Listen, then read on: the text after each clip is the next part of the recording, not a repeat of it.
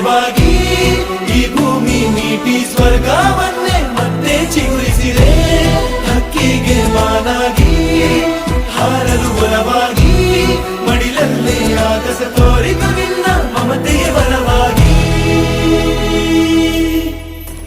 ಸೇರಿದ ಈ ಹೊತ್ತಿಗೆ ಕೈ ಬೆರಳಿನ ತುತ್ತಿಗೆ ಆ ದೇವರಿಗೆ ಶರಣು.